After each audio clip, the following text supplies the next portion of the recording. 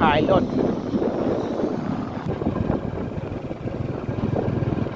เส้นทางเลขที่13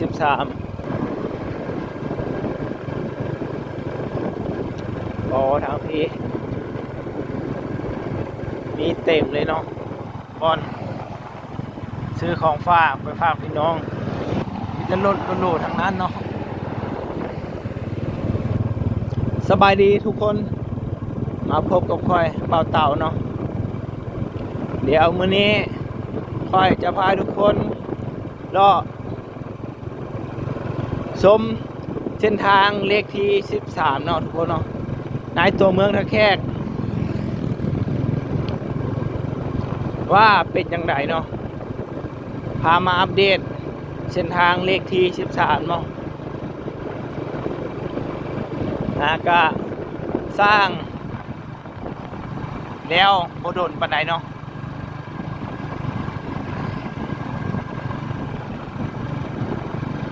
เส้นทางรถบรรทุกใหญ่เนาะเส้นนี้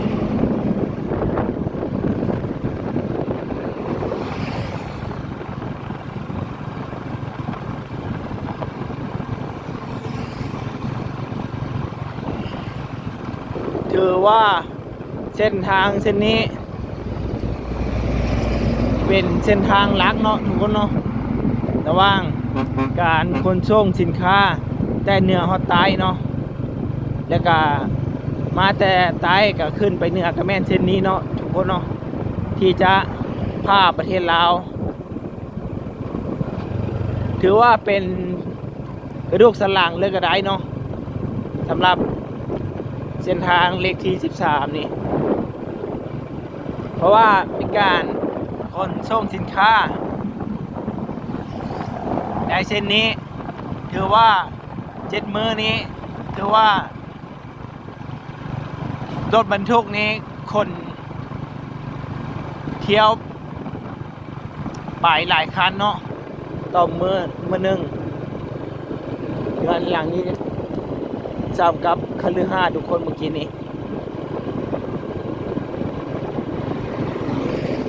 ของงานรีไซเคิลกระป๋องเนาะหรือว่าตุ้งน้ำเมื่อกี้นี้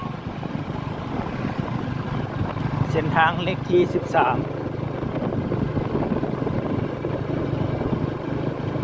500 กิโลกว่าจะฮอดจะประสากเนาะทุกคนบ้านขมวนเมืองท่าแขกถือว่าคักแล้วทุกคนได้เส้นทางนี้เนาะพามาอัปเดตเส้นทางเลขที่13เนาะเส้นทางที่สร้างใหม่ในลาวบางบ่อนก็ยังบ่ทันได้สร้างเริ่มแก้ไขเนาะบางบ่อนก็สำเร็จแล้วเส้นตัวอย่างตัวเมืองท่าแขกนี่เนาะ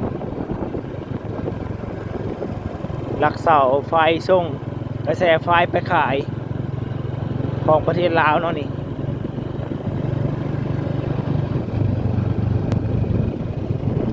บ่อนจุดพักรถบ่อนนี่หรือบ่อนขายรถใหญ่เนาะ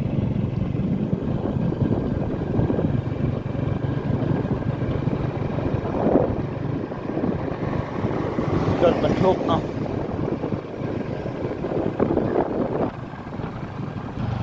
ได้ทางข้างแล้วก็รถแต่ละคันนี่ก็ถือว่าเล้งขนาดทุกคนเลย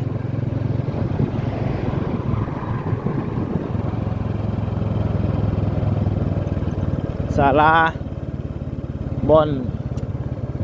รถเมล์ครับผู้คนเนาะสวรรค์แม่นไปเบื้องขวาสวรรค์ไปเบื้องซ้ายถ้าแขกจึงเลี้ยวขวาเนาะ3 แยกมีดอกไฟเยืองทางเนาะเป็นโซลาร์เซลล์เมื่อได้ทางอย่างไม้แบบนี้ที่มันคากแบบนี้ก็มีการประกาศขายดีดอีกเนาะทุกคนเนาะข ขายเป็นภาษาจีนภาษาเวียดภาษาอังกฤษอีก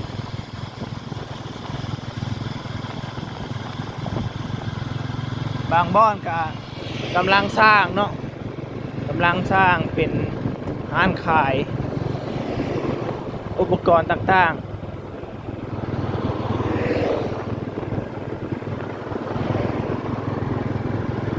ๆเส้นทางเลขที่13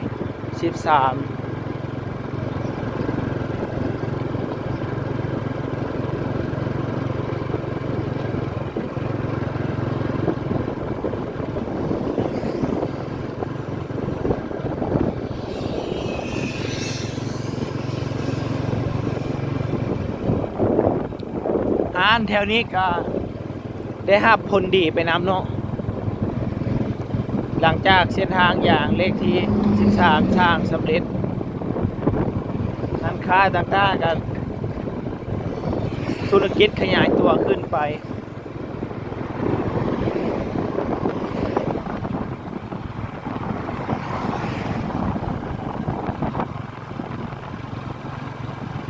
เขตทางนอกเนาะครับพี่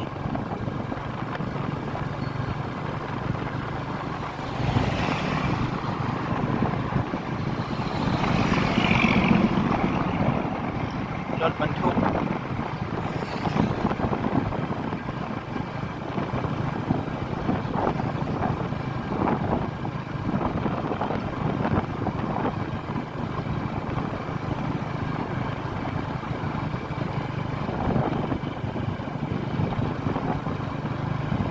ทั้งพี่ก็ยังบ่ทันได้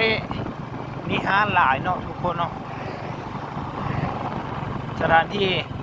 จอดรถพักรถเนาะรถบรรทุก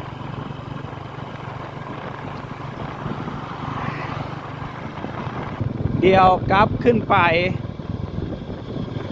ทางเหนือเนาะทุกคนเนาะเดี๋ยวไปเบิ้งนำกันเนาะว่าจะเป็นอย่างไรทางนี้ลงมาทางใต้เนาะทางปลายปากเซ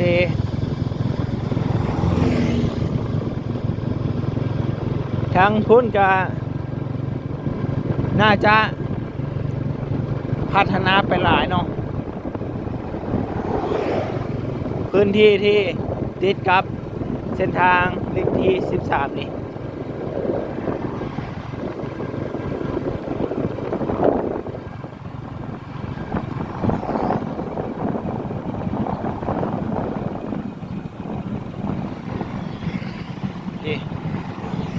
ร้านนี้ก็ขึ้นโครงเล็ก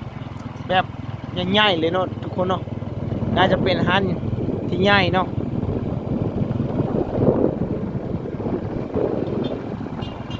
เข้าไปตัวเมืองเนาะทุกคนเนาะเส้นทางนี้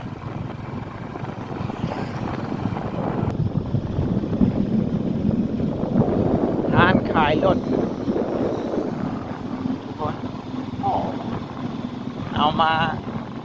ตั้งข้างๆเส้นทางเลขที่13เลยเนาะตอนนี้ก็แม่นชัวร์จังเลยวะสถานีขนส่งเนาะรถบัสไปต่างแขวงสถานีในตัวเมืองท่าแขกเนาะ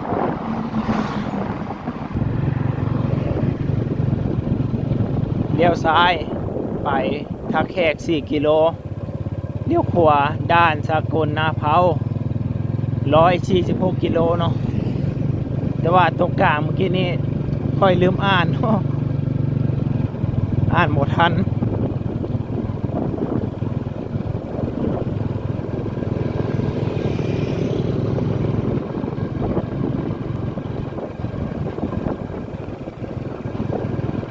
เส้นทางเลขที่13ต่อไปน่าจะ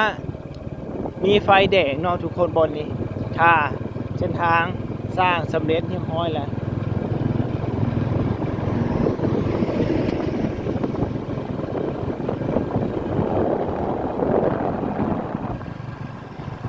บอนซื้อของฝากของกินไปตอนพี่น้องเนาะ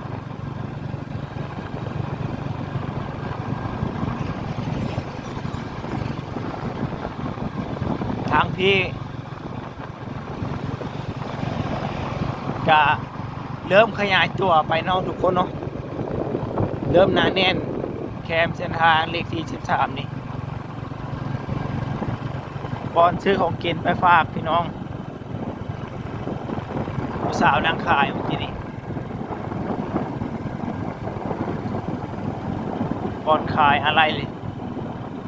รถแท็กเตอร์ถือว่าหลายคันเนาะรถคูโบต้าร้านขายรถบนนี้ร้านขายรถใหญ่เลยเนาะ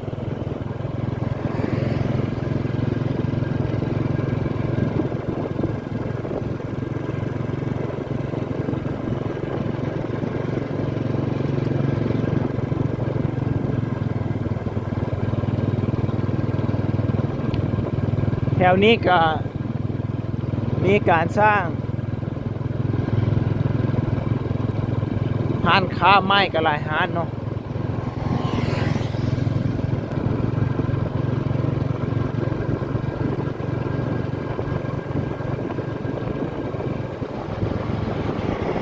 หลังนี้ก็2 ชั้นเนาะเพิ่นสร้างห้านซอแปลงของคนเวียดมาเปิดเนาะ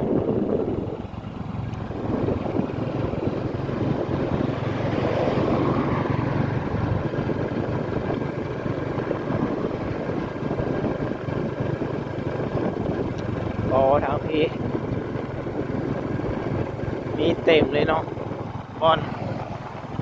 ซื้อของฝากไปฝากพี่น้อง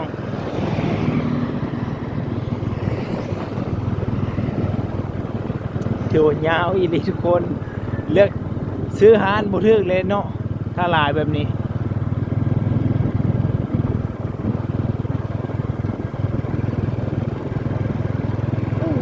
ตัวใหญ่กำลังคน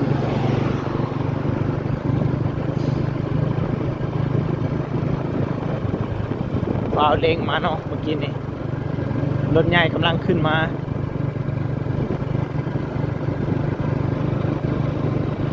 เส้นทางเลขที่13ขึ้นไปทางเหนือเนาะพาทุกคนมาอัปเดตการสร้างเส้นทางไปถือว่าคักเนาะสำเร็จเรียบร้อยไปแล้ว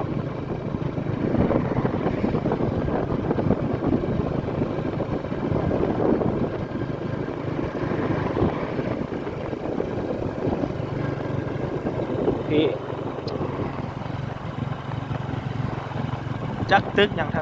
ทางนี้พงหมอสากลคำม่วนพงหมอเนาะทุกคนอันนี้พงหมอสากลตึก5 ชั้นร้านขายรถบนนี้ขายรถใหญ่เนาะทางเบื้องขวาพิการมีการก่อสร้างหลายทุกคน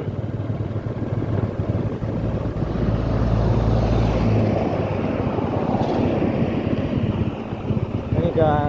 บ่ฮู้ว่าเป็นหยังเนาะ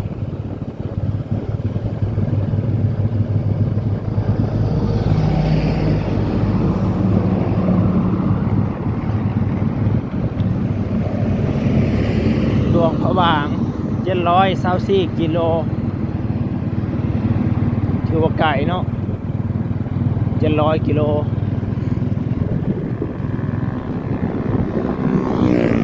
บ้านโพสีท่างานขายรถหลายห้านขนาดมาเปิดเนาะรถยกรถแล้วก็รถหุ่นใดรถอันนั้นเนี่ยเราทุกคนเนาะดีนะพี่ก็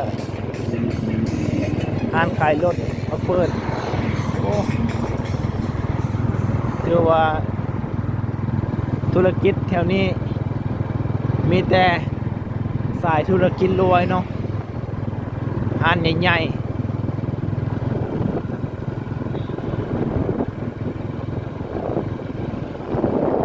ปั๊มน้ำมันปตท.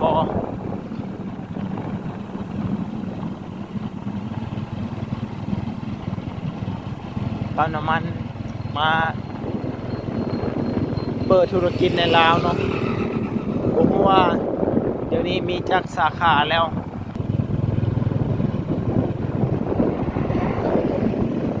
งานหลังนี้ก็กำลังสร้างเนาะ2 ชั้นแคมทางเลขที่13เนาะทางแขวงคำม่วนเมืองแม่นเมืองท่าแขก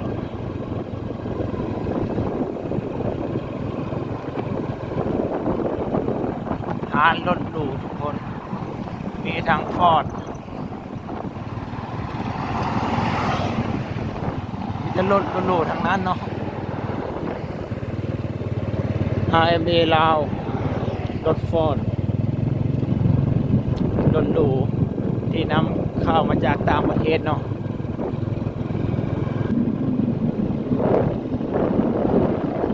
ฝั่งนี้ก็บ้านคาลือหาดเลยเนาะสิ่งปลูกสร้างบ่ฮู้ว่าเพิ่นสิเฮ็ดหยังเนาะบ่นี้กำลังสร้าง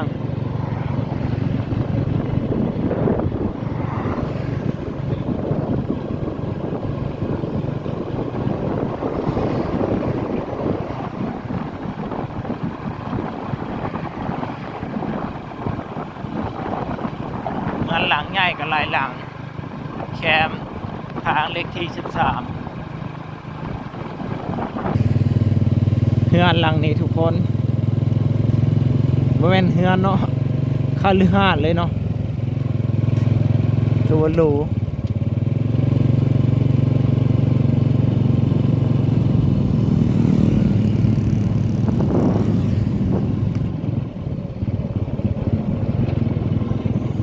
ร้านขายรถกระลายร้าน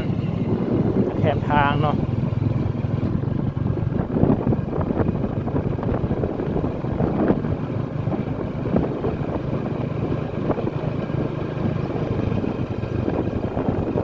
ไปบัดนี้ทุกคนคอยศิลาทุกคนไปก่อนเนาะขอจบคลิปเพียงเท่านี้เนาะใครเข้ามาใหม่ก็ฝากติดตามกดไลค์กดแชร์